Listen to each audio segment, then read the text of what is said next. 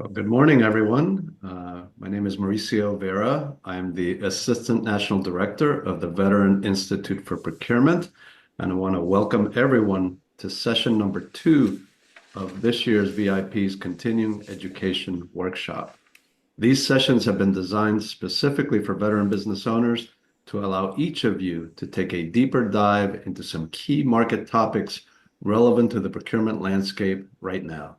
Our goal is to empower you and your business to take full advantage of AI's transformative power.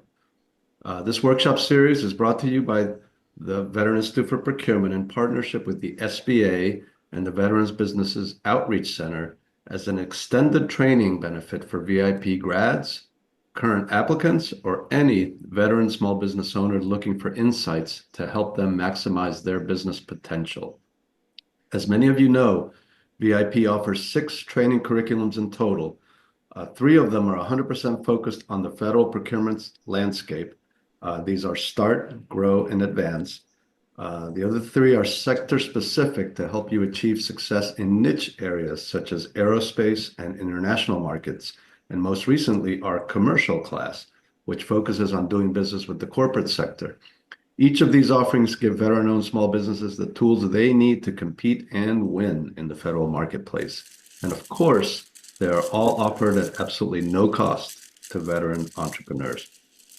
Our VIP International and Advanced courses are taking place this March and April, respectively, and only take place once a year. There are still a few select spots available for these 2 sessions. And applications are reviewed and accepted on a first come, first served basis.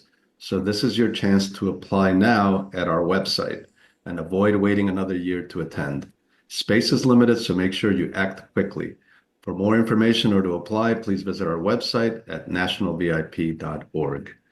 And now I am thrilled to introduce our distinguished speaker for this morning, someone who I know many of you, most of you are probably very familiar with, and that's Miss Gloria Larkin.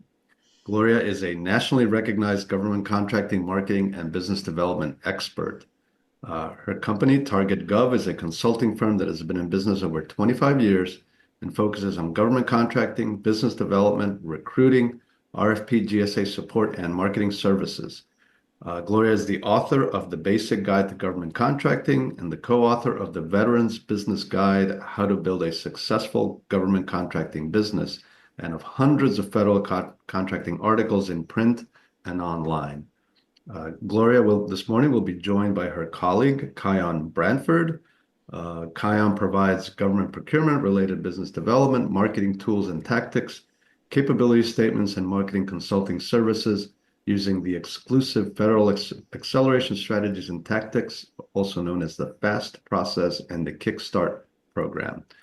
As far as this morning's presentation, we encourage everyone to engage throughout the presentation. Feel free to ask questions anytime using the Q&A box on your Zoom toolbar. Please do not use the chat box, use the Q&A box for your questions. We'll do our best to address your questions as we go along, and any that we can't get to will be answered after the presentation. Look forward to your questions. And one last point, the slides and a video recording from today's session will be provided to you at the end of the 4-part workshop series. And now it's my pleasure to turn it over to Gloria and Kiyon. Good morning, and thanks for joining us. Thank you so much. And Kiyon, I'm going to just turn it right over to you. Thank you very much. And we are always so excited to be able to support the VIP program. And I know Gloria and I always discuss at the end of these sessions, these are always some of the most lively and engaging sessions that we do. And so we're looking forward to another one of those lively and engaging sessions today. And as Mauricio said, we will do our best to answer as many of those questions as we can throughout the session. Please put those in the questions in the Q&A function so that way we see those. To give us a little bit of a lay of the land today, today's presentation is going to be focused on artificial intelligence and the use of artificial intelligence kind of in 2 ways. Both are ways that impact federal contractors like yourselves. The first part of the presentation, we're going to focus on some federal artificial intelligence initiatives. And so I know last class we had Joe come on to discuss some of the things that they're doing over at his agency with artificial intelligence. And we'll be discussing some of the various tools and acquisition strategies and techniques that agencies are using to both find you as potential vendors for their agencies and to evaluate whether or not you can do the things that that agency is looking for. We'll then move into how you can gain control over that visibility to those artificial intelligence tools and acquisition strategies and techniques.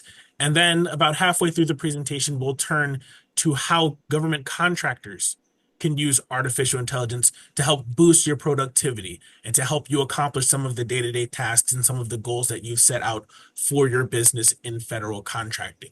We'll talk about some different acquisition, or excuse me, some different artificial intelligence tools, different categories of tools, and then we'll discuss some of the risks and some of the benefits of using artificial intelligence, what to look out for when you might want to use artificial intelligence and when you want to be cautious about using artificial intelligence for your company.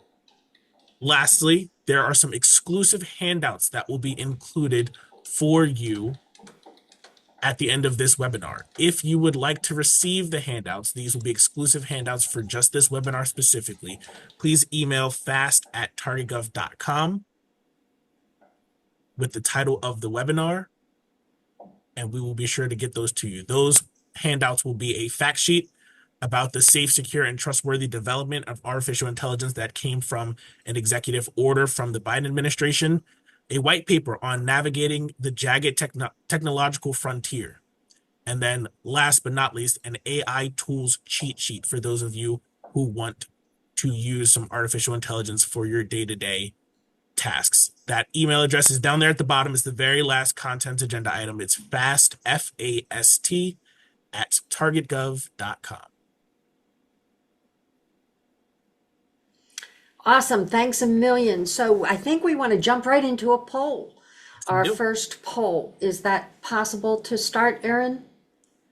There it is. You rock. Very good. So what we're asking here is where are you in the use of artificial intelligence? Are you all in? Consider yourself an early adopter? You use it frequently? Do you dabble a little? Are you curious to start? You're not even thinking of using it, or you don't know enough about it yet.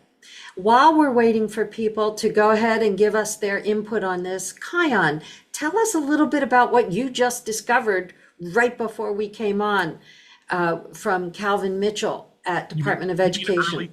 You mean early this morning? Yes. As I was getting into the office and scrolling through LinkedIn. For those of you who don't know who Calvin Mitchell is, well, now he's an executive over in the small business office at the Department of Education, but he's been in several different roles in running and managing various OSDBU's, offices of small and disadvantaged business utilization, across the government. And just this morning, he actually put out a poll himself, and he mentioned some of the various acquisition innovations that are being used across the federal government. And he wanted to know within his LinkedIn audience how many folks are aware of those acquisition innovations being used. So we'll talk a little bit about the website that he mentioned. It's called Acquisition Gateway, and at Acquisition Gateway, you can find the periodic table of acquisition innovations, and that's a place where you can find and read about some of these different acquisition innovations, artificial intelligence, and data scraping tools that the decision makers who are looking for companies like you to provide products and services to their agencies, that's what they're using to look for you, and that's what they're using to evaluate whether or not you can do the things that their agency needs. And so it was really interesting timing to see Calvin put up that poll. I think right now it's about 50-50 split in terms of the folks who do know about these acquisition innovations and the folks who don't know about these acquisition innovations. And hopefully by the time we get off the call today, everyone who's here will now know about those acquisition innovations and then be able to take advantage of how the government's looking for you. And we'll talk about some tactical ways for you to be able to do that as well. So what's our results on this poll? Look at that, Kiyon. About half, 46%, are early adopters, 35% are dabble a little, 13 want to get started maybe, and 7 don't know enough about it yet. Nobody's shutting it out at all. So we are in the right place to help you understand these tools and then also the risks involved. And also, we're going to give you some insight from the government's perspective for those who are not so enamored with artificial intelligence and how it could actually hurt you if you don't understand what those challenges are. So, Kiyon, you want to go ahead to our next slide? And thank you. We can close that poll. Very good. So, this process of innovation, we heard directly from data scientist Joe Rotano at the Department of Veterans Affairs on Tuesday, and that was an extraordinary presentation coming from Joe, giving you literal insight to the inner workings of how the VA is leveraging, using, considering artificial intelligence.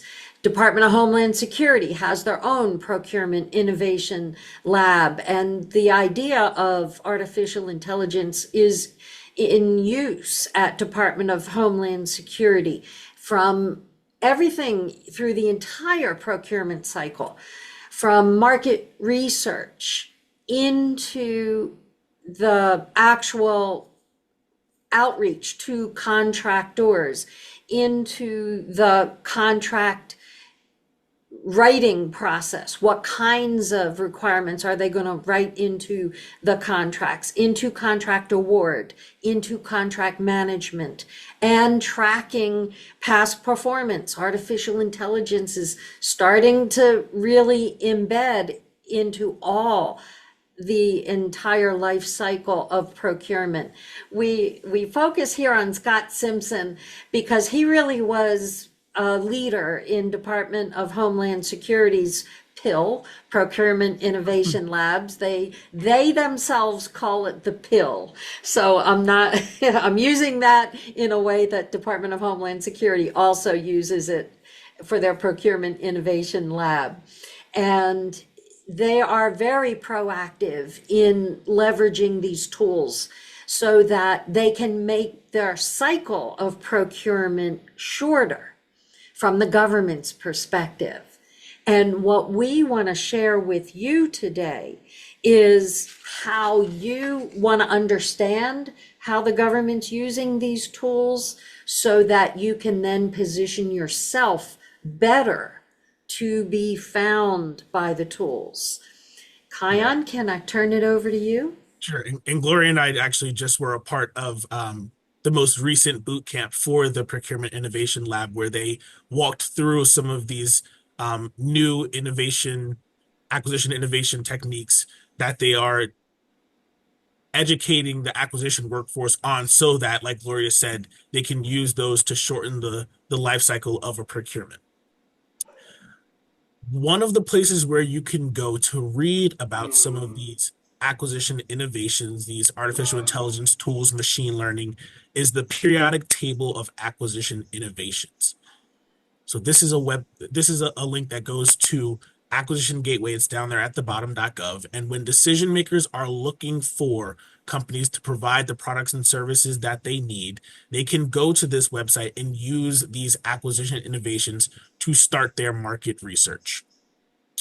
There in the red box, there is where they talk about the acquisition automations, the innovative technologies. They talk about artificial intelligence, machine learning, natural language processing, and robotic process automation that they're using to reduce human intervention in processes or improve decision making. So, Kiyon, what industries, let's say today, for instance, we have veterans that provide services and products throughout every kind of industry: construction, services, professional services. You know, they're not all data AI related companies. Tell us how does this acquisition gateway address all industries? You know, that's actually a big reason and a part why they're developing these acquisition innovations, is that we're seeing a shrinking of the acquisition workforce, which means there are fewer and fewer decision makers out there to spend more and more dollars. And so they needed to give those makers a way to find exactly what they needed, the exact kind of company to do a very specific type of service or provide a very specific type of product. And so what a lot of these acquisition innovations do is they use keywords and phrases, specific keywords and phrases that those decision makers can then put into these acquisition innovation tools that scrape across multiple platforms. I think Gloria was there 16 plus databases that the government scrapes through for keywords and phrases for company and vendor registrations. And so those tools scrape through those various databases looking for companies that match the keywords and phrases that the decision makers are looking for. And so whether you're construction or whether you're professional services, you provide financial management, or if you provide construction management or heavy civil construction, whatever it is that you provide, or if you're a products provider, you provide laptops or servers, cabinets, lockers, whatever it is, that decision maker can then go into one of these tools that live at the periodic table of acquisition innovations, and they can use those keywords and phrases to search across those various federal platforms for companies that match the keywords and phrases that they're looking for. And so it's not just IT folks, it's everyone who's impacted by the use of these acquisition innovations. So if you're in an industry and you're unclear how this would affect you, whether it's construction, AEC, whatever it is, just pop any question that you have specific to your company and how these tools are being used, because we want to address every industry that's represented on today's call and served by the VIP program. So using these tools, on the next slide, we want to talk about how you can gain control over being found. And this is really a game changer for you, because 99% of companies out there have no idea that this is happening. Mm-hmm. They do not know whether they're large businesses, they're, a Lockheed Martin. I don't think Lockheed Martin knows. We're not going to necessarily shout it from the rooftops how to do this. BAE, all of the large systems integrators have their set ways of marketing to the government.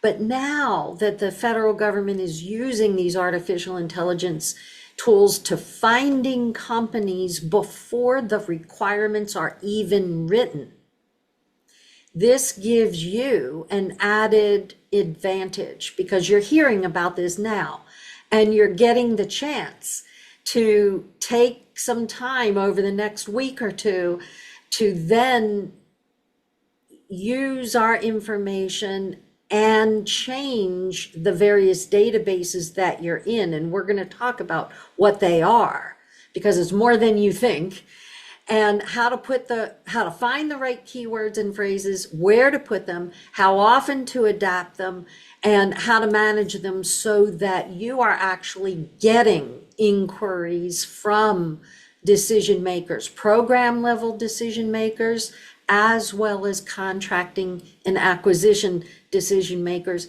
as well as even prime contractors or teaming partners, other small businesses, right? Kiyon, this goes across the board.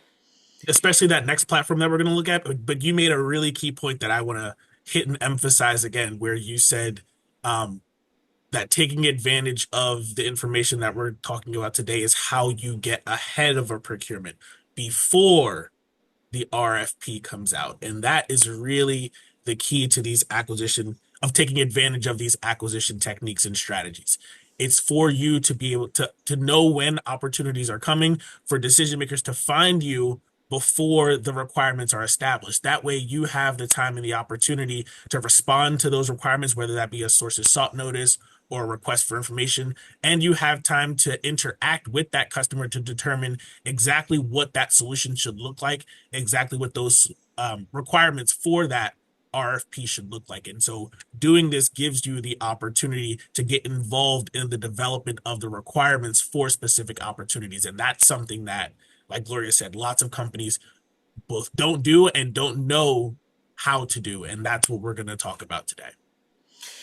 in this whole process is I can't stress enough that other companies don't know how to do this. And so for you being able to leverage this as soon as you possibly can, you can start seeing results literally before the end of January if you do what we're talking about today. And that could change the trajectory of your federal revenues throughout the entire fiscal year 2025 and into next, starting really quickly, in this second quarter of the federal fiscal year.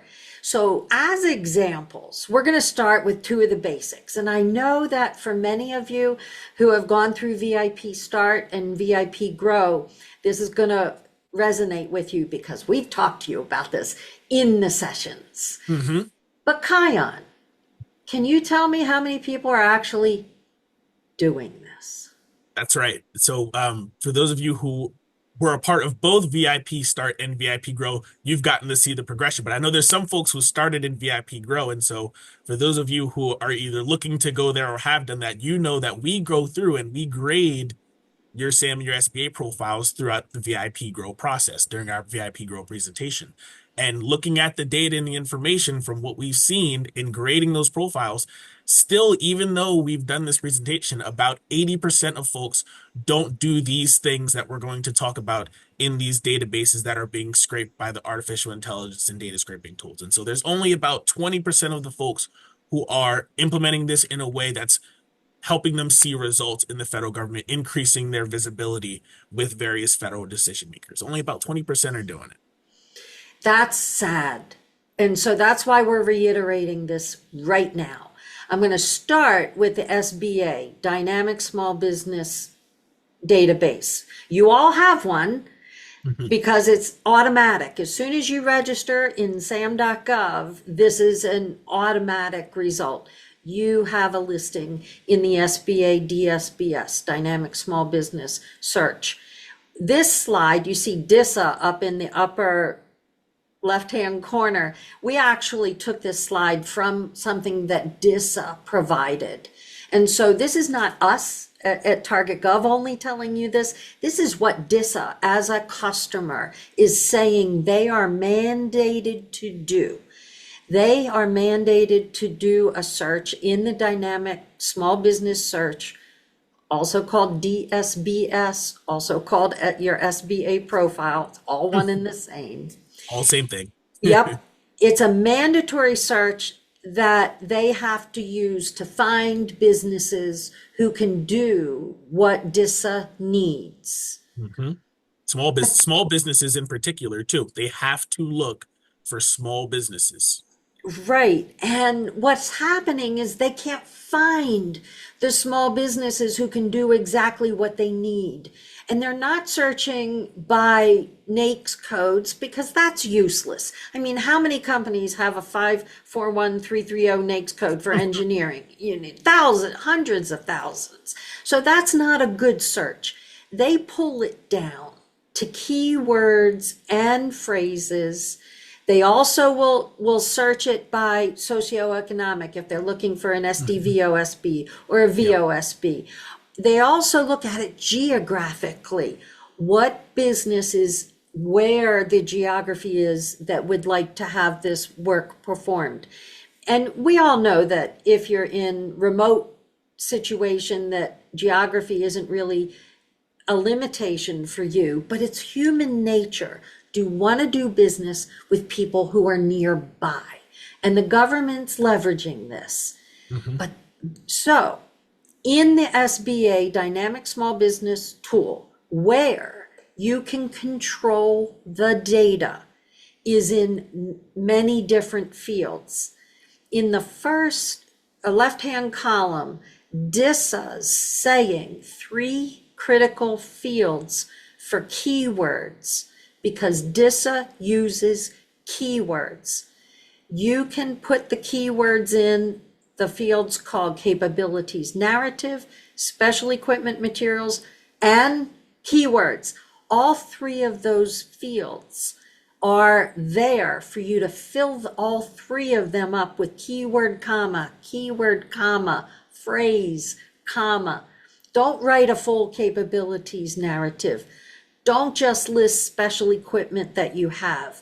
Instead, use all three of those fields to squeeze in 200, 300, 400 keywords or phrases that describe what the customers are saying they need in their own terminology.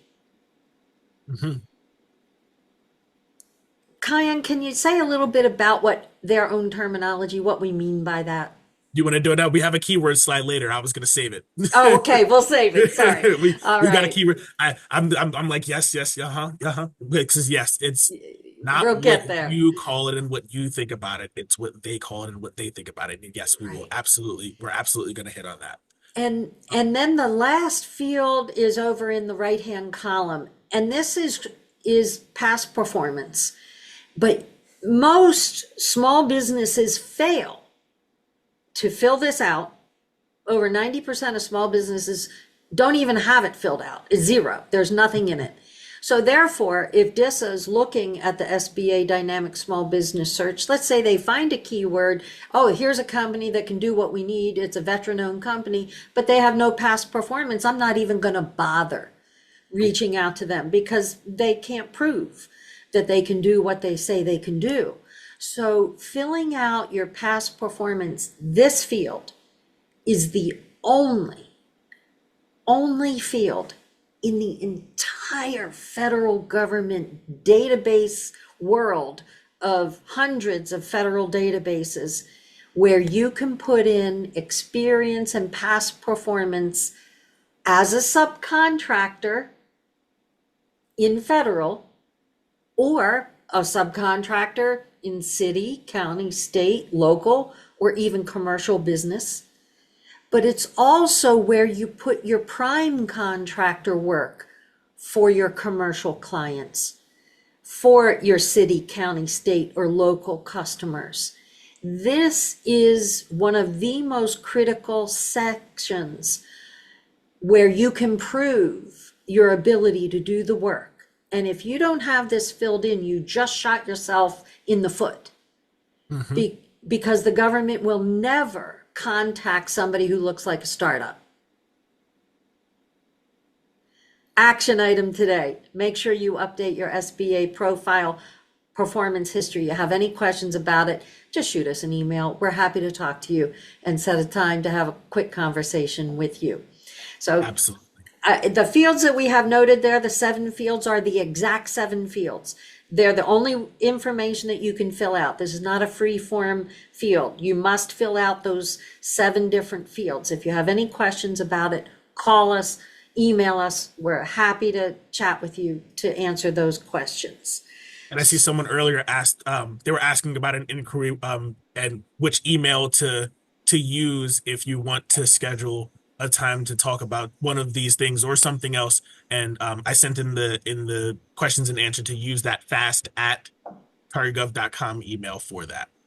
Oh, thanks very Yeah. much. And Kiyon, anyone else? I'm gonna turn over the next slide to you.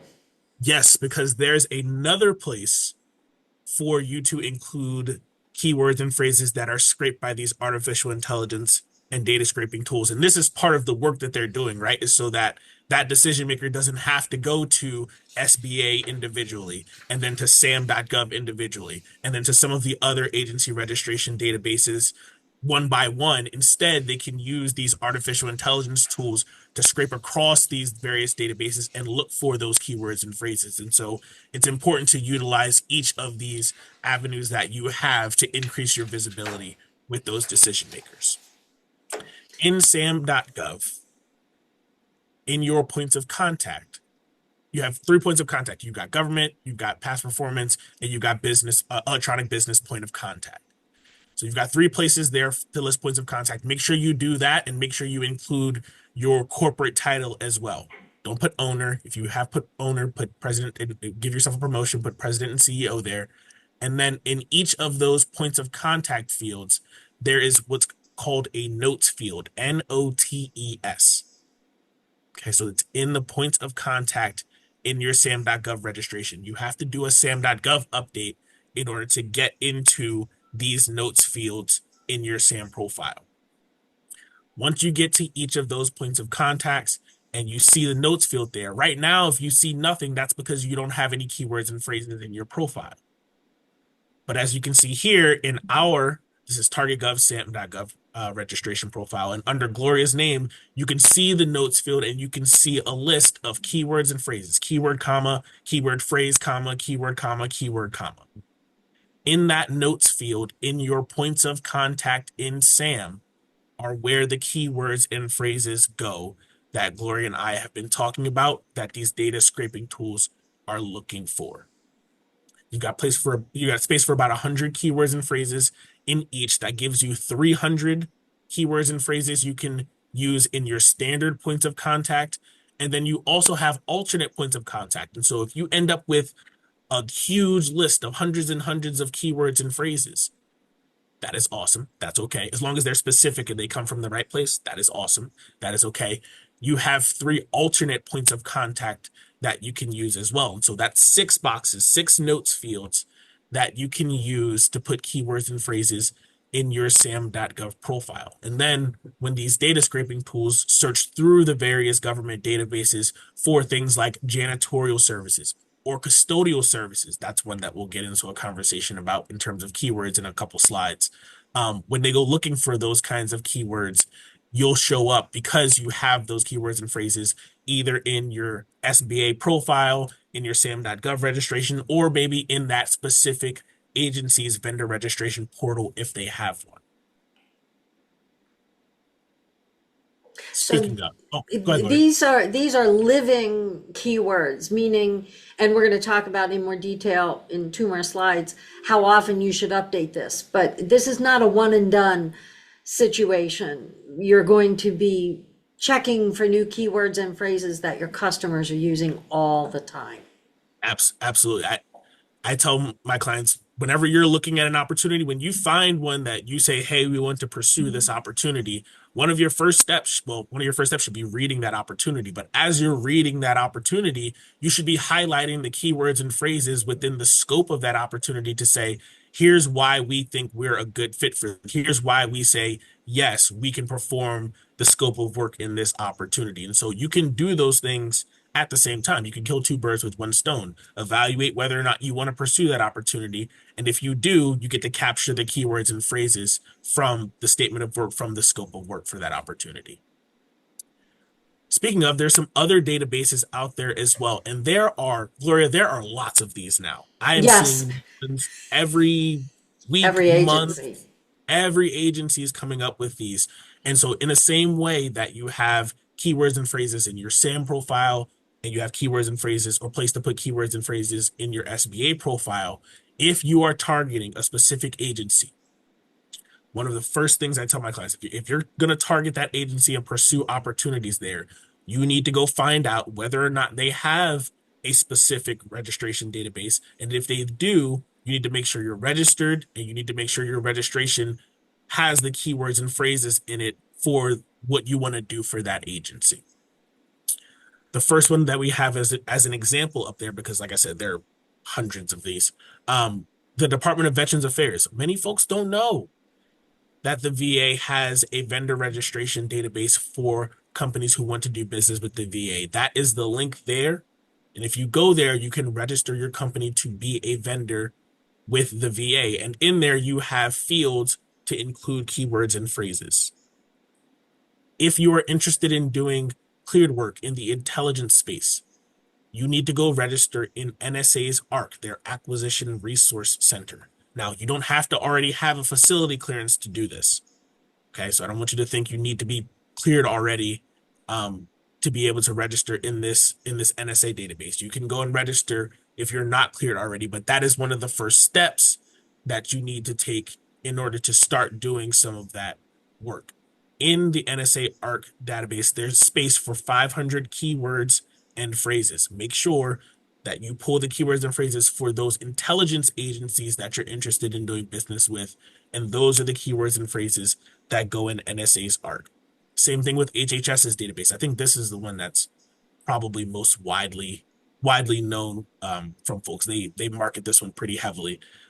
So if you want to do business with HHS, they have their SBCX, Small Business Customer Experience is what that stands for. I've seen a few agencies adopt that Right. um, kind of format as well. Yeah, where they will put just the agency name and SBCX. So that might be a good way to do an initial search to see if you can figure out whether or not your agency has one of these databases, is to put in the agency name and then type in SBCX and see if you find something. But that's HHS's database. And same thing there, I believe you have the ability to upload a capability statement. And in that capability statement, same thing. Those data scraping tools are going to be searching through those capability statements for specific keywords and phrases. And so you want to make sure that the opportunities that you found that you're interested in for that agency, that those keywords and phrases match the keywords and phrases that go into your marketing materials, like your capability statements and like your vendor registration databases that you've registered the company in. So, Kiyon, is there one for construction? Oh, there is one for construction, and that's one that it kind of popped up out of nowhere, and they don't market it as much. But if you are interested in construction and facilities, the Army, I'd say about 90% of folks that I work with in construction and facility support don't know about the Army Corps of Engineers vendor registration database. And so if you go to the Army Corps of Engineers website and you go under doing business with, it says USACE contractor database. You need to click on that. And so even in the construction and facilities industries, they are also doing this process of creating a vendor database for the companies that want to do business with them and having them register and include keywords and phrases so that they can find them quickly. They can find them easily. And so this is artificial intelligence and data scraping tools that the Hmm. various agencies are using. What we're doing here is describing the tactics that you can use to be found, to take control over being found before any of your other competitors even have a glimmer of what this is going on. So if the customers are finding you early in the acquisition cycle, before the RFP requirements are actually written, and they're reaching out to you with a market survey or any inquiry from program level folks, contracting and acquisition level folks, this gives you an insight to the insider's perspective on what they need to have done and get you in the conversation, in the acquisition conversation, as they create the RFP. So you are early in the acquisition cycle and have a much, much better chance of winning than waiting until the RFP comes out and then you're one of many companies just chasing RFPs. That's not the way to win. The way to win is using these tools that are free. Every single thing we've talked about so far is free to you. And actually, everything we talk about today is free to you. So it will just take you time to do it. And we can attest that this is really worth your time, effort, and energy. So to reiterate on the next slide, to win, you must be found first. So now we're summarizing here. These data scraping tools, these artificial intelligence tools are being used by virtually every agency in the federal government universe. DOD, intelligence, civilian agencies are all using these tools to find contractors before the RFP is written. And they're available at no cost, and it doesn't take a highly paid professional to find these keywords and phrases. You could hire literally an intern to come in from a local college and university, put them to work on this project, and they can build your keyword set initially and then set up a program of keeping it up to date regularly. I'm going to say that this is one of the no cost ways that will give you some of the biggest return on your investment of time.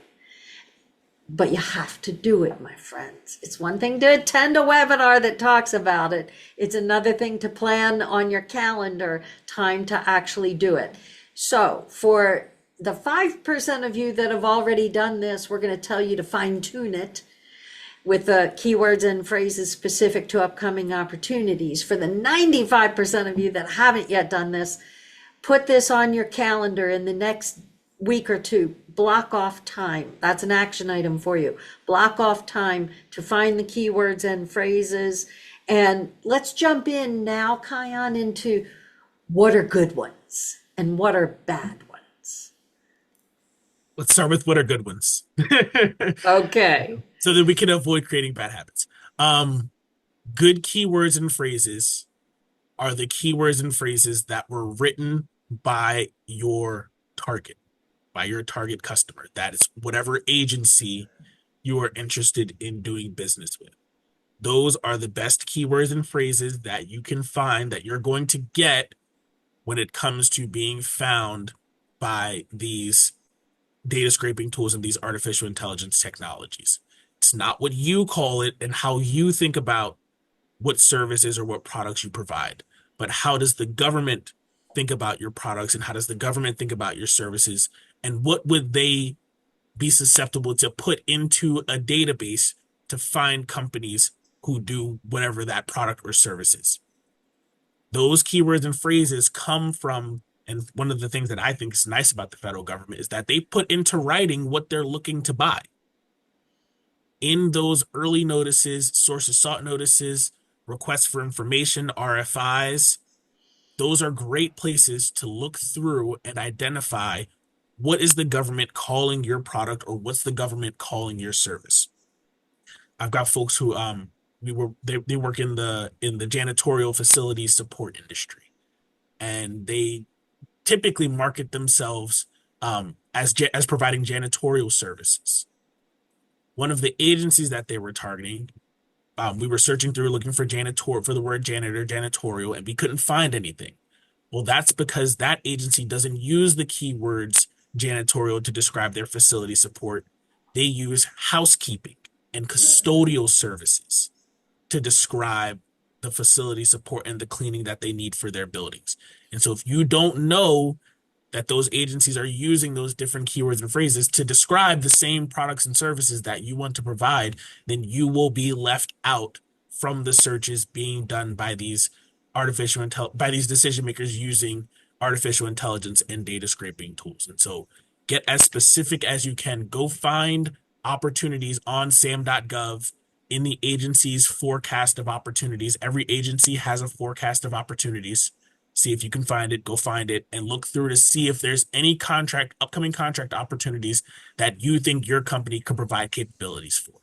And if so, I want you to save those keywords and phrases that made you say, yes, we can provide these capabilities, whatever these are. I want you to save those keywords and phrases and put them into a document to be able to include in the various databases that Gloria and I had just talked about, your SAM.gov registration, your SBA registration, and then any other vendor registration that you have for targets that you're interested in doing business with.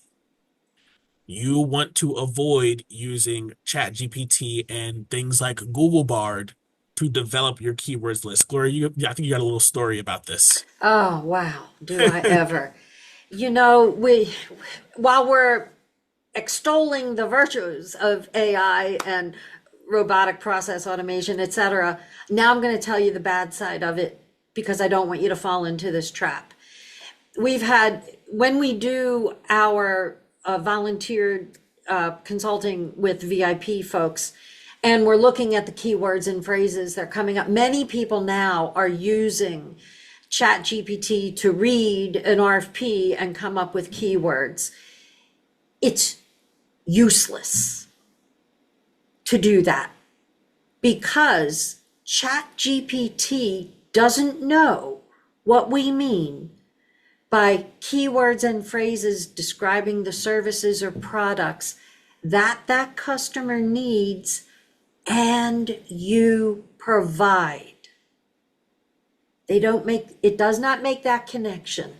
Plus, it comes up with useless keywords that have literally nothing to do with what that customer is looking for related to the services or products.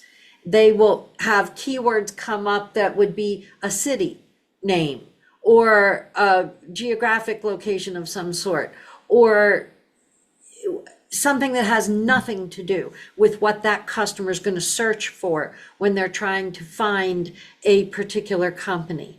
So this requires human thought and a human being combining what you do and how the customer is talking about it in their own keywords and phrases. So for instance, Asif, you've put a couple of comments in as questions. And so to put this into your scenario, you're using LLM, large language learning models, and you want to be able to specialize and control the data, keeping the data on the edge. You know, the VA and our expert, Joe Rotano, he's going to describe what the VA uses and needs in very specific keywords. Whereas if you're using this for NSA, they're going to use different keywords and phrases based on NSA's mission. If you're doing it for the health side, NIH, which is research oriented, they are going to use very different keywords and phrases for the LLM work that they need to have done. So Asif, I'm going to turn this question right back to you, and I don't expect you to answer it on chat. We can have a one-on-one conversation, but I'm going to say it's your job to identify the targets that you want to go after, find the keywords and phrases for the related services that you want to provide to that customer. Otherwise, asking for a good point of contact, frankly, is kind of useless in everybody's time. If you don't do that work ahead of time, all you're doing is just having a dog and pony show, a get to know you meeting that never results in anything. We are all about you getting results. So don't use ChatGPT or Google for a final list of keywords and phrases. I would say don't use it for any list, because I think you're going to end up wasting more time reviewing the list that ChatGPT or Bard or Grammarly or any of the services come up with. Instead, do what Kiyon is saying. Open up the RFP. Look for the keywords describing what you're providing for the services or products. Put them in a Word doc and start building your own list of vetted keywords and phrases for your individual customers. So Kiyon, how many different sets of keywords and phrases might they have? You were just getting to where I was going. I was gonna add a couple pro tips there for organizing and keeping track of your keywords and phrases. For those of you who have interacted with a few different government agencies, you will know that different agencies are responsible for their own spending. They have their own practices, keywords and phrases, their ways of doing purchases. And so each agency might have a different way of describing your products and services. And so I'd organize those keywords and phrases first by agency. It'll kind of turn into like a translation document for you so that you know, hey, this agency calls our services one thing, but this other agency, same service, but they use a different keyword phrase in order to describe it. And so that's the first thing I do, would be to organize them by agency. Another pro tip, for the opportunities that you identify that have the good keywords and phrases in them for what you want to do for the government, save the NAICS code too. Save the NAICS code in that keyword resource document, not so that you can use the NAICS code to do any searches or so that you can include it in your keywords and phrases, but just so you know what NAICS codes that agency is using to purchase your services, because that will differ as well. The same way that they use different keywords and phrases to describe your services, they might classify your services in different NAICS codes from agency to agency, and you'll want to know what those differences are, what those distinctions are, so that you don't miss anything. I see, it looks like Daniel has his hand up. I'm not sure if Daniel, if you wanted to ask a question, Daniel go has ahead. asked a question. Oh, okay, sorry. You want me to put it up for everyone? It says, how about using Chat PDF to review an RFQ for the keywords? Well, thank you. Yes, I missed that question. So that's part of the challenge. You can use it to review it, but then a human being has to review what the review is. We're going to get into the risks of Chat GPT and other tools. So you might want to do a test run. For instance, have ChatGPT review an RFP for keywords and phrases, put that into a document and like do an A/B test. And Yeah. then separately have somebody, a human being who knows your business, review the same RFP and look for the keywords and phrases that are specific to what the customer's saying and what you can do, and then compare the two and see which one is going to be more effective and salient to what that customer is looking for. I think that will prove our point. I said, Gloria, you and I kind of had it wasn't like a full conversation, but we had like a chit chat about this, and we were like, it just probably would be faster for you to just do it yourself. Because like you said, if you take that RFQ and you put it into the chat bot and then it pulls down a list of keywords and phrases, now you have to go in and review what the chat bot scraped out and see if those are the actual keywords and phrases that you need. I think, Laura, you mentioned that someone did it and it was pulling out keywords and phrases like the place of performance. Well, that's not really what we're looking for. Is that key to the procurement? Yes, but it's not the keywords and phrases that we're looking for that describe what the government's trying to buy. And so, could it work theoretically? Yes, but Laura and I both were like, it'd probably just be faster for you to just read through the scope of work and spot the keywords yourself and then save them that way. And one of the other sort resources to use are recently awarded RFPs where either you did bid and lost or you did not yet bid. Because recently awarded statements of work RFPs that will have the keywords and phrases in it that you need. So now let's jump into GSA. I know we did not do a poll, an official poll on this. So in the Q&A, if you don't mind, those of you who have a GSA schedule, just type in yes, GSA. That will give us a visual into chat rather. How many, can I see the chat? I don't know. Can we see the chat? I can see the chat. Okay, Kiyon, you can see the chat. Just let us know if you have a GSA schedule because that will give us some indication on how many folks currently have GSA schedules. So let me tell you how this comes into play. Thank you. I see some of them coming in. This is going to be very helpful. Keep on letting us know if you do or don't have a GSA schedule. So a GSA schedule in the past was simply a contract vehicle. It was a nice contract vehicle set for 5 years with renewable periods that it could end up being a 20-year contract. So keep on letting us know if you have them. Thank you. And then, so it really wasn't used at all for marketing. Never used it for marketing. It was simply a way for the government to contract with a contractor, a vehicle, a predetermined vehicle, pre-approved pricing, labor rates, products, etc. However, something's changed. And this is a big change, and it impacts virtually everybody.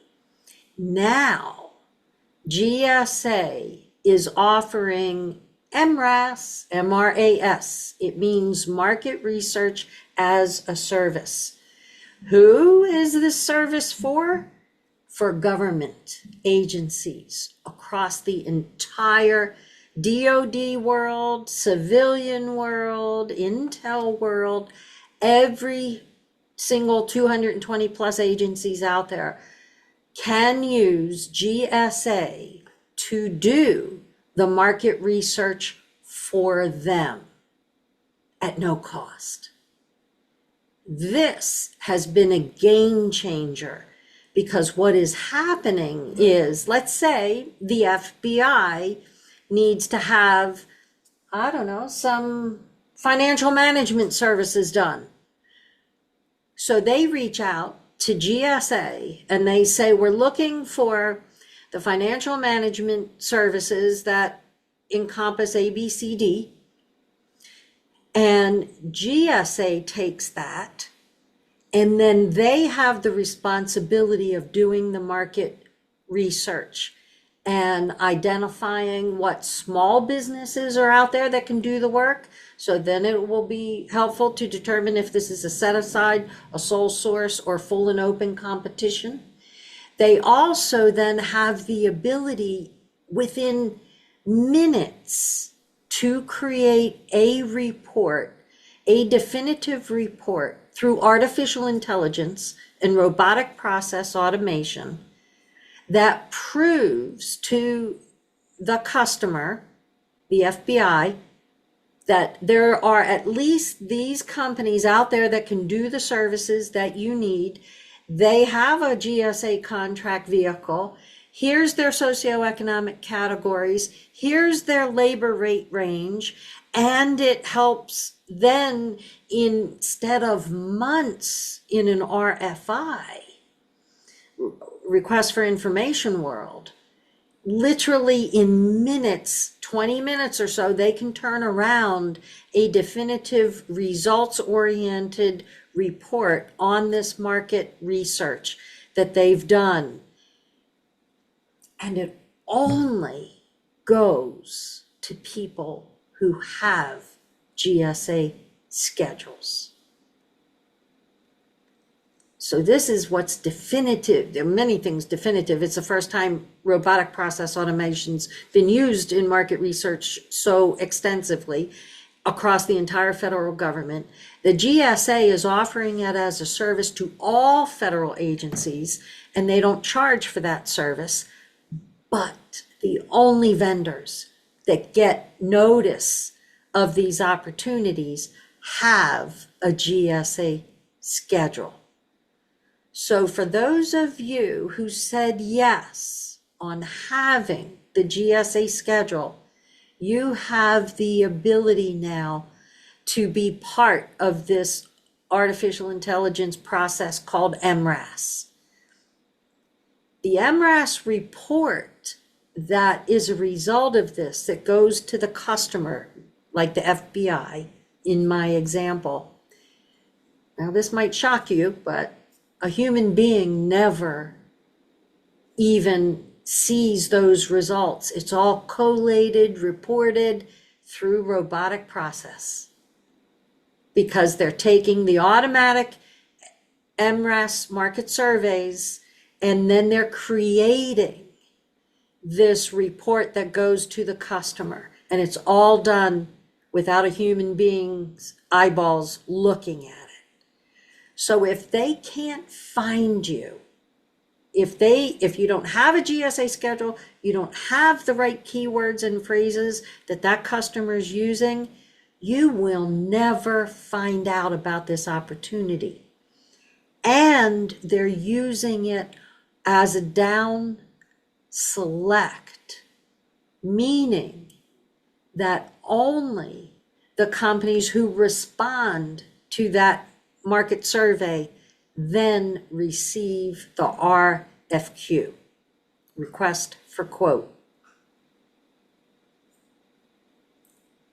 It's a game changer. So for everybody who says yes, you're already seeing these market surveys come through. You may or may not answer them, but now hopefully you're getting reasons to answer them.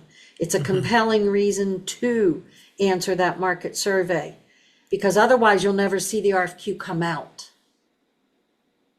For those of you who said no, you don't yet have a GSA schedule, frankly, this is a compelling reason to consider it. You might not jump into it right away. I know it takes time, effort, money to get on the GSA schedule, but I think in the long run, if you want to do business in the federal government marketplace, the GSA schedule now has risen in its importance for you to consider. That's not a service that we do. So we can give you an unbiased opinion if you're not sure, if you need to think about it. That can be part of a conversation we're happy to have with you. And we can refer you to people who do it. It's not something that we do. So we're not going to say, yes, you need it, and we're going to charge you X number of dollars to do it. That's not our model, as you know. We don't do those things. Yeah. And so thank you for answering that. And now you're getting insight as to how critical using a tool that the government's using for artificial intelligence and data scraping so that they can find you. Now you can see it in action with how GSA is using MRAS. Let's move into how contractors might want to use AI, Gloria. Want to get us started? Yes. So now what do you do with this? I think we've been saying it through many of the slides so far. So what is artificial intelligence? Oh my goodness, we're going to go into some detail on this. Other ways of describing it is robotic process automation. Some of the tools are ChatGPT, Claude, Jasper, etc. Oh my goodness, there's literally thousands of tools out there. Every week, new tools are coming. So if you have sent us an email to that fast email, we have a cheat sheet on the AI tools. We did not complete this. We did not create this cheat sheet. A very knowledgeable entity who summarizes, analyzes all of these AI tools has created this cheat sheet, which will give you some really succinct insight as to what tools should be used for what, which tools are not really worth your time and effort. So yes, we can definitely just let us know your email by sending us that, and we'll get that cheat sheet out to you. So now you know how important SAM and SBA are to get the keywords and phrases in there that we're talking about. But also now you know the VA's database, Army Corps' database, Health and Human Services database, NSA. Every agency is creating their own favorite child, is what we call it, a favorite child database. You know, who do they like best doing business with over and over and over again? If you're not in those databases of your targets with the right keywords and phrases, you're missing out on great opportunities. So we're going to go into detail in a few more slides on the RFP tools, etc. So hang in with us, and I'm going to turn it back over to you, Kiyon. So you were talking about that list that those great folks at Neuron AI put together, and here are some of the top AI tools. I believe this was the list as of 2024 for artificial intelligence business tools that can be used. And as you can see, there are lots of different categories or types of different tools that you can use out there that accomplish different tasks. I see someone had mentioned earlier that I had said Chat GPT, but they were talking about using Chat PDF. Yes, Chat PDF is a different tool than Chat GPT. You've got chatbots that are out there that are meant to mimic human conversation. And when you're thinking about the use of each of these tools, think about just that. Why was this tool created and what's its use case in general? And so I see folks who probably need to be using a content generator who are using a chatbot to do some of that work. And so keep in mind what level of complexity or what exactly you're asking for from that artificial intelligence tool before deciding to make one tool do something that is probably better suited for another tool. Um, so like I said, there are content generators out there that can create new content for you. Content repurposing is really, really cool, especially for marketing right now. If you've got, let's say you've got an article that you wrote and you want to turn it into a presentation. Content repurposing can help you with that and repurpose that content that you previously had and repurpose it into a new form of media, a new form of content. Um, Gloria and I will get into this in a couple of slides, but in general, when it comes to the use of these things, you want to be careful. You want to be cautious. You want to focus in on using it for things that aren't going to be the final product.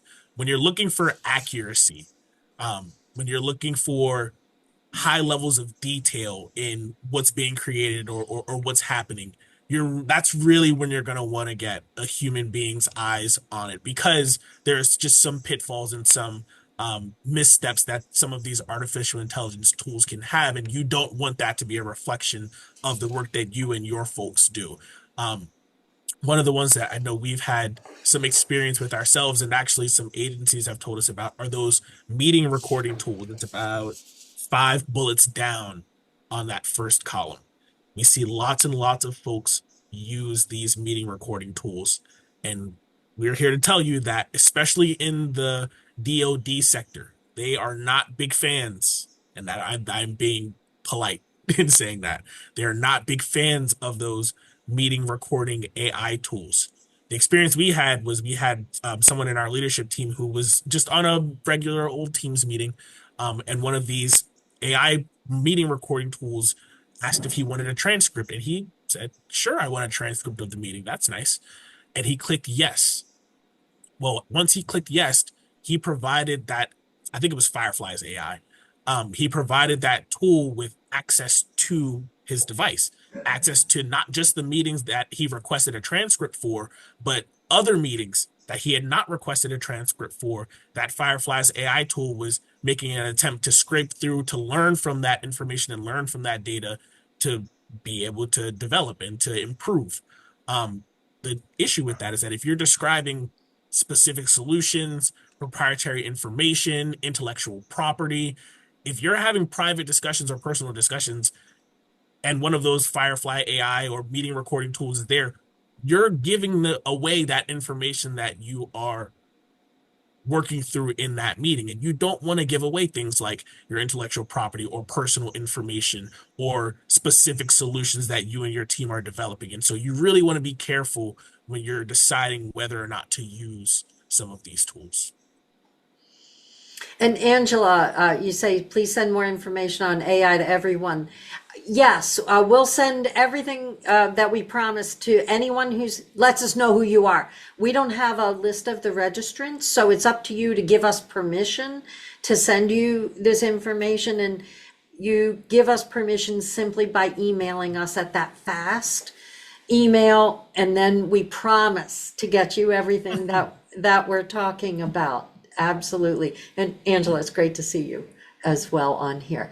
So now let's get into some specific. What's the difference between content automation and AI as it relates to what we're talking about here, government contracting? And I'm going to preface this with, I am not a data scientist. We are practical, tactical users and advisors of this kind of information. So often content automation and AI software are talked about interchangeably, but they're not comparable. They're both intended to streamline different kinds of tasks, hopefully with the end result of saving time, improving efficiency, accuracy, etc. So content automation is what most of us actually think AI is. Content automation uses a library, a designated library, say for instance, your own SharePoint, if you want to keep it internal to your own company. And you get a response by asking it a question, also called a prompt.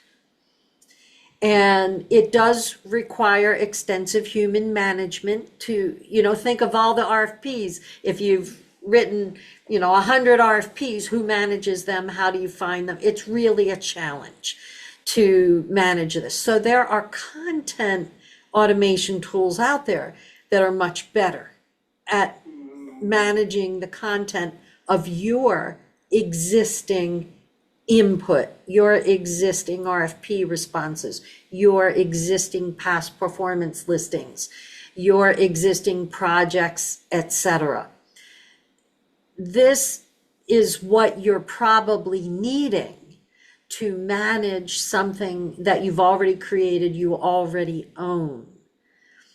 Whereas artificial intelligence can incorporate content management, but then it learns, it applies new ways of doing whatever needs to be done, new ways of perceiving it, new ways of analyzing it, new ways. There's a learning factor involved in it. It predicts new results. It interprets pre-existing data, and it tailors a personalized response. So these are different elements of artificial intelligence that are out there today.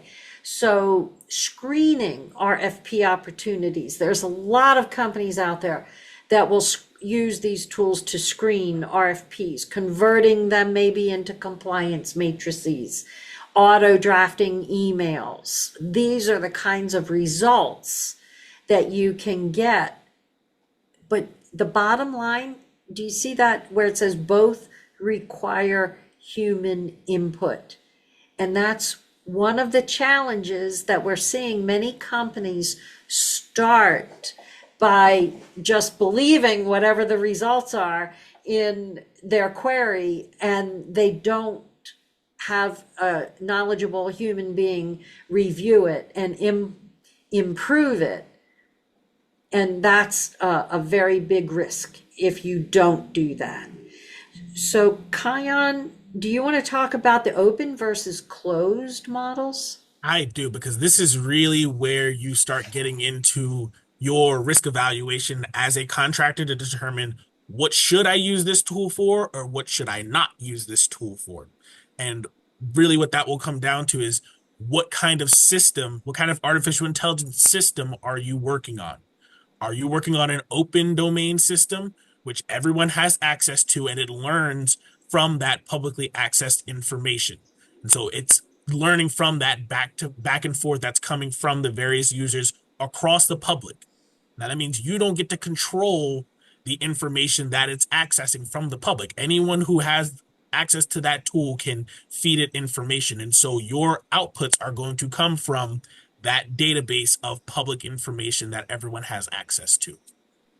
Or are you working on a closed domain system, which means it's privatized probably just to you, or maybe it's privatized to just one set of users who you're familiar with, and that the data that those tools are learning from have to be given permission. It has to be fed that data from whoever's controlling it. And so different from the open domain system in that you or whoever's running that artificial intelligence tool, they're controlling the data set that that artificial intelligence tool is learning from. Determine, and if you don't know whether or not you're working on an open domain system or a closed domain system, ask. I just had a client yesterday or 2 days ago, and they said, hey, there's this cool gov dash thing that I'm interested in, and they use artificial intelligence, and they go all the way from opportunity identification all the way through the RFP process. And I said, whoa, wait a second. They go from opportunity identification all the way through your RFP process? And they said, yeah, it's awesome. I said, well, do you know whether or not that's an open domain or a closed domain system? And they said, we don't know. And I said, well, you don't want to submit an RFP or write an RFP in that dashboard where you've developed this awesome solution, and then someone else who's using the same GovDash platform, they're trying to answer the same RFP. And since the platform saw your request for proposal and the solution you developed, it pulls in details from that proposal and provides it to another user. That's what you don't want to happen, right? That's critical. Oh my goodness. So many people don't understand the risk in using open domain systems.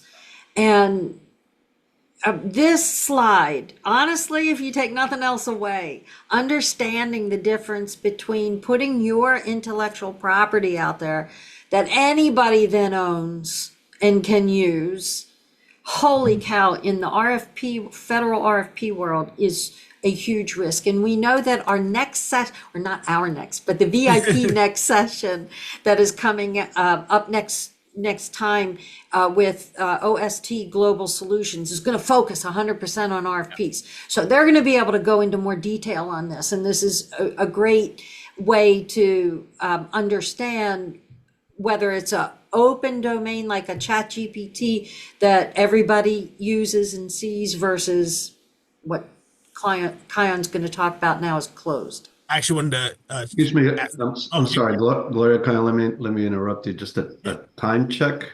We have about 15 minutes left, and we have a hard stop at 12:30. So just to make sure you can finish the material, and I know there's a bunch of questions still in the Q&A. I'm actually going to get to one now. Scott was asking, can you provide an example of a closed domain system? Some folks, so if you're working on a closed domain system, it's probably because an AI developer has developed that closed domain system specifically for you or specifically for a set of users. I know that there's those Power BI dashboards that are out there. Some of those use artificial intelligence. And so you might hire someone to come in and build you a specific Microsoft Power AI dashboard that's based on your specific data, whatever that is, your financial data, opportunities, people, whatever that data is. That would be an example of a closed domain system.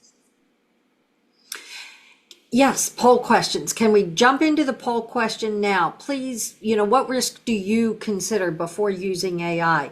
Do you consider that you're going to lose your intellectual property depending on what system? Do you consider you're going to lose your whole win theme being unique to you? Then it becomes somebody else's potential win theme. How about compliance? Do you really trust a tool to come up with the compliance? Or do you need to build in a double check process? So the other last item is over reliance on the AI and loss of skills, writing, comprehension.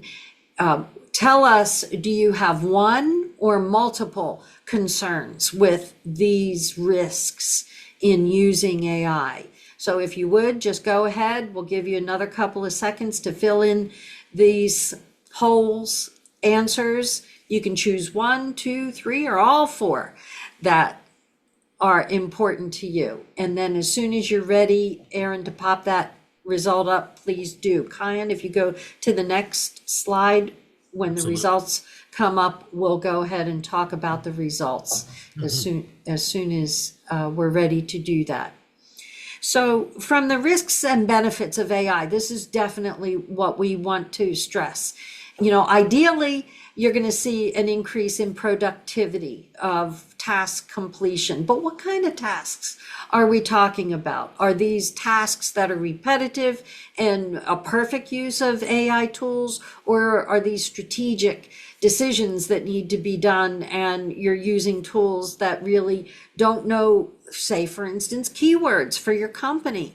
It sounds like that might be a repetitive task, but if you don't know exactly what you provide as it relates to what that customer offers, then you're going to get a bunch of keywords and phrases that mean nothing to the results. Is it okay to pop up the result on the poll? There we go. Awesome. IP. Yes. IP is critical. And we just had a company say this to us.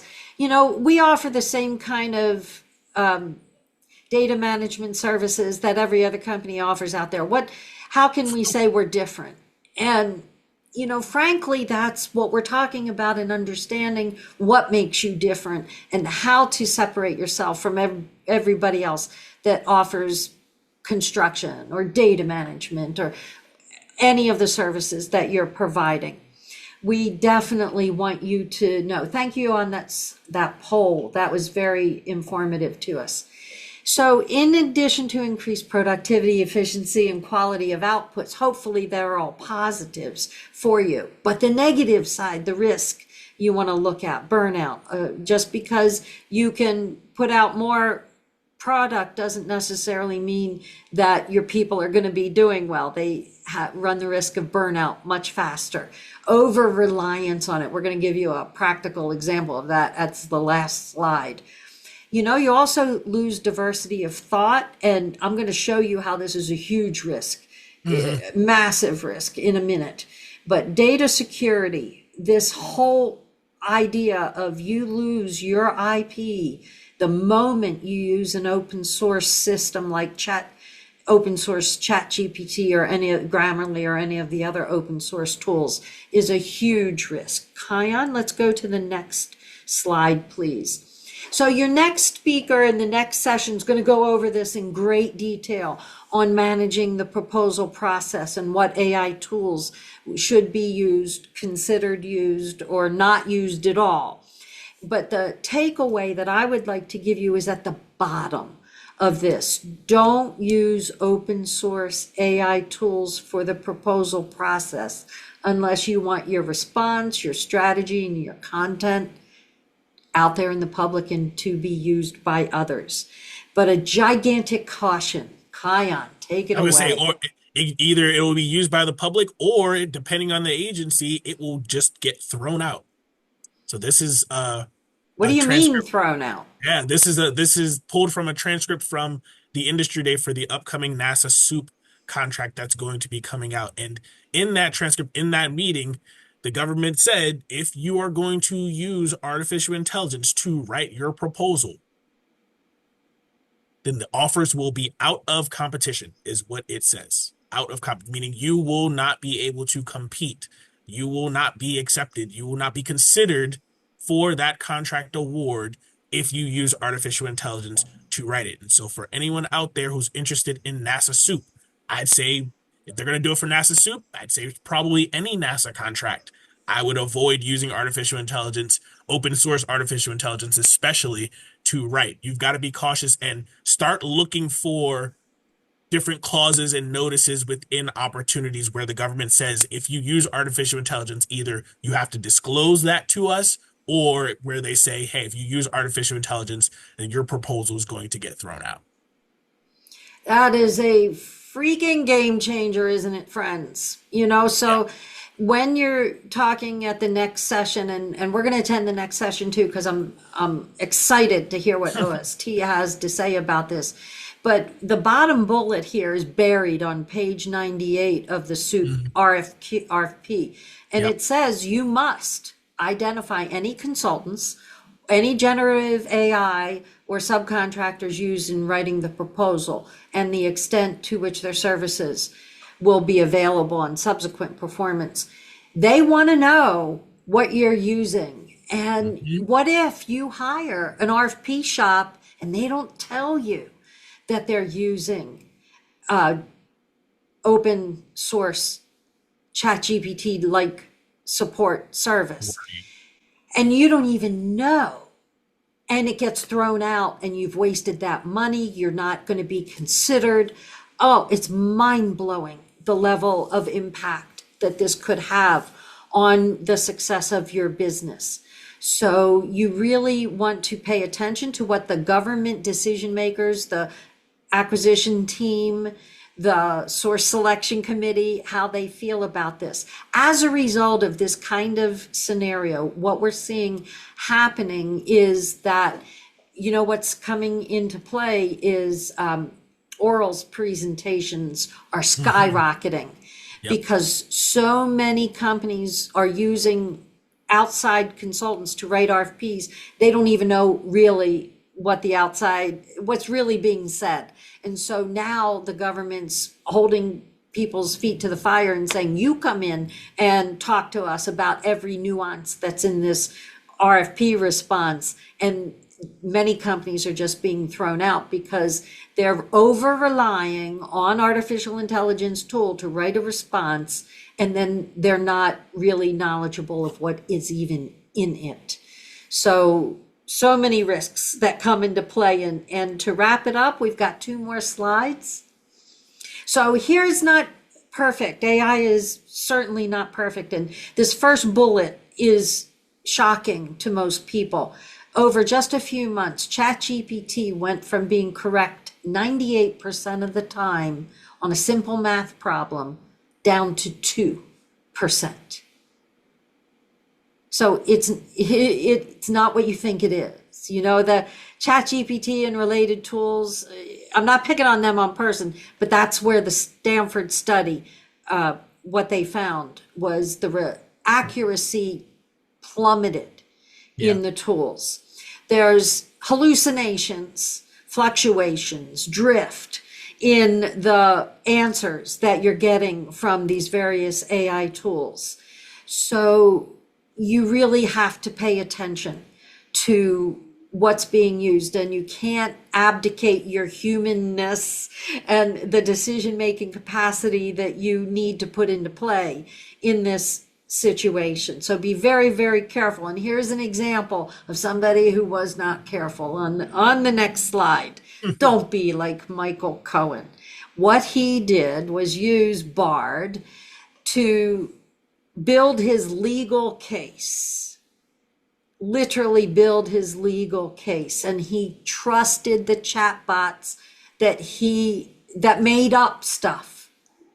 When he gave them to the judge checked the citations, which were totally fake. There was no basis of reality in the legal citations that were, and he ends up going to jail. We don't want you to go to jail. I don't know if you look good or not in orange or stripes, but the fact of the matter is, please go into this AI world with experience, caution, and keep the door open to it doing things the right way for you.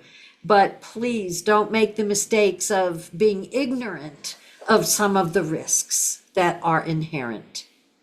All right, Gloria, we got more than a few questions, and I definitely want to start with one that seems to be spanning a few different questions. And Paul asked, where do you find recent or past awarded contracts?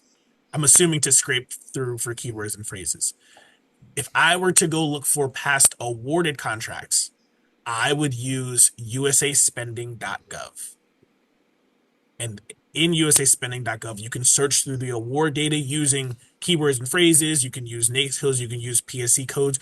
You want to get a start. You need to start somewhere. And so whether that's a keyword that comes out of your head, whether that's because you know the agency uses a specific NAICS code to buy your services or your products, whatever that is, you can start with that and then find additional keywords and phrases from there as well. Asif says he loves FPDS. Asif, I think you are one of the few folks out there who I know loves FPDS. FPDS got a bad rap like Sam. So USA Spending is the one that that's what I would use personally. Now, you can use FPDS, that works too. For me, FPDS is a little jumbled in terms of its user interface. I like the way USA Spending is laid out. It's very similar to Sam. Okay, Asif scrapes through it with reply. Oh, okay, yeah, that makes sense. Next question. Is the past performance history info provided in DSBS public?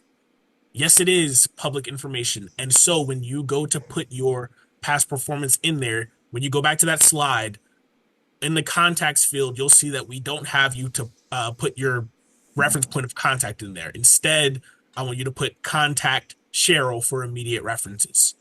And so and then put your phone number in there so that way you control who gets access to your point of contact for your customer. Great question. Great question. Right. We just answered that. Where do we put past performance in the SBA profile update? So that is down. It's the last section of the DSBS profile. And let me see if there's one more. How do you get on the GSA schedule? You have to apply for the GSA schedule. You have to put together a proposal for that schedule. And we can talk more about that. As Gloria mentioned, if you want to reach out to us, we don't do that work, but we have partners who do that work, and we can help you determine whether or not it makes sense at all for you to go and get the GSA schedule. Right. For instance, some construction firms, no, not at all. Yeah, exactly. But if you're a construction management firm, yes. So there's details that go into play. It's not for everybody, but if it is good for you, we can help you understand that. Tony asked, with everything that is said to this point, is sam.gov becoming obsolete? Oh God, they would have a conniption fit if they thought that were the case, since they combined over 9 different databases into sam.gov over the last few years. So no, it's certainly not obsolete in any way, shape, manner, or form. It serves a lot of different functions, but it is changing. Yes. So the fact that it's changing and we want you to stay on top of those changes and leverage those changes for your benefit is what we're all about. So you might see fewer and fewer opportunities posted on sam.gov. We certainly are tracking fewer and fewer sources sought and RFIs are being posted because instead they're using GSA's MRAS. So it's not obsolete, but it is adapting. Gloria and Kiyon, I'm sorry, I am going to have to close the session. Um, yeah, I know there's questions remaining, and I'm hopeful that you can, if they reach out to you directly, that Yeah. Yes. you can answer them. Wonderful. And, and also, please, if there's a way to get the chat, if there's any way that you want to share any remaining questions with us, we'll reach out directly to the folks. Okay, we will get those to you. I want to thank you for the great presentation. Lots of great tips, pearls of wisdom. We saw some positive feedback already in the comments. We really appreciate you taking the time. As a reminder to everyone, the slides and a video recording from today's session will be provided to you at the end of the workshop after all four sessions are finished a week from today. I want to thank everyone for joining us today. We really appreciate all the great questions. A special thank you, of course, to Gloria and Kiyon, and to the SBA for making this webinar possible. Before we wrap up, everyone's going to see a brief anonymous survey appear on your screen. It would really mean a lot to us and to the SBA if you could take a moment to fill it out. Your feedback is very valuable as we strive to enhance our programs to serve you better. Thanks again, Gloria and Kiyon. We always appreciate your support and your commitment to helping veterans and to helping small businesses in general. And please, everyone, join us next Tuesday for part 3 of this series on Tuesday, January 14th at 11 a.m., where we're going to have, as has been mentioned, Olesia Smatrova, who is the president and CEO of OST Global Solutions. And she's going to talk about how to leverage AI in proposal and capture process improvement. So we are looking forward to seeing everyone then. Thanks again, Gloria and Kiyon, and everyone enjoy the rest of your week and have a great weekend. Take care and stay warm. Yes. Bye bye. Thanks, everyone. Take care. Bye-bye now.